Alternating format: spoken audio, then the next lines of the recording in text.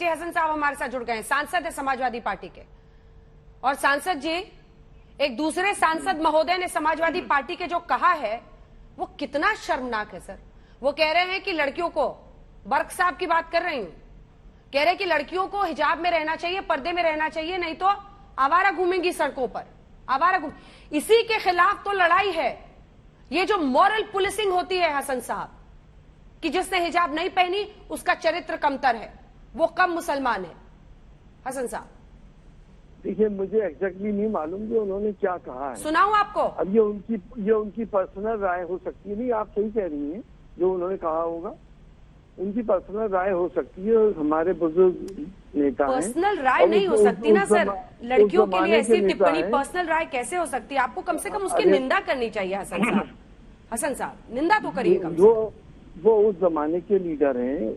80 साल पहले क्या होता था हालात में, उनकी वो 90 से ऊपर वाले लीडर हैं। अब जमाने बदलते हैं, हर 20-30 साल में तहजीबें बदलती हैं, कल्चर बदलते हैं, वो हालात के हिसाब से लोग भी बदल जाते हैं। तो उन्होंने अपने कंटेक्स्ट में कहा होगा, अगर कहा था, जाहिर है वो उनकी अपनी राय है। लेकिन जहाँ तक हिजाब का सवाल है, किसी को किसी पे जबरदस्ती नहीं करनी चाहिए कि कोई पहने या कोई हटाए। हिजाब को क्यों हटाने की जिद की जा रही है? अगर एक बच्ची ड्रेस पहनकर ऊपर अपने सर ढके हुए है तो क्या प्रॉब्लम है? आखिर बच्चे आते हैं, पगड़ी लगा के भी आते हैं, कड़ा पहन के भी आते हैं, जनेऊ बांध के भी आते हैं, कोई तिलक लगा के आता है, कोई दाढ़ी रख के आता है, कोई टोपी पहन के आता है। तो ये तो आप कह रहे हैं कि साहब वो अलग होंगी, सारे अलग है, सब पहचान हो जाती है सब बच्चों की, कौन किस मजहब का है। तो ये बड़ी इलॉजिकल चीज लॉजिक दी जा रही है कि साहब वो सब एक से वो हो जाएंगे। तो मेरा तो कहना यह है कि देखिए, हर मजहब ने महिलाओं पे पाबंदियां लगाई हैं। हिंदू मजहब में भी बहुत सी पाबंदियां हैं, और इस्लाम में भी अल्लाह पाक ने कुरान में फरमाया है कि आप अपना सर ढकें और अपनी चादर डाल लें।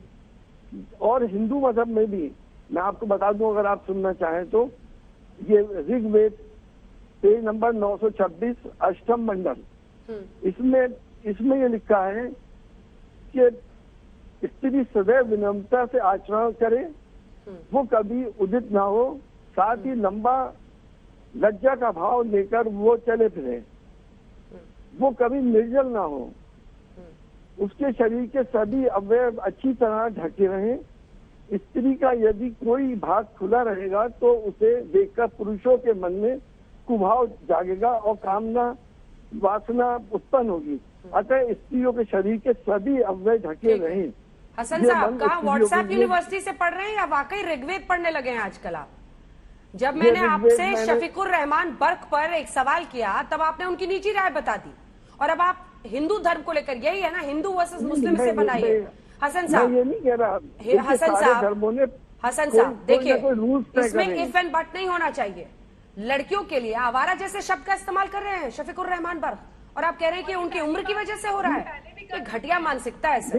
हसन साहब आप तो इतने एग्री नहीं करता। मैं तो अग्री नहीं तो निंदा कीजिए ना, वो सांसद है साहब, कुछ भी कह देते हैं लड़कियों के बारे में।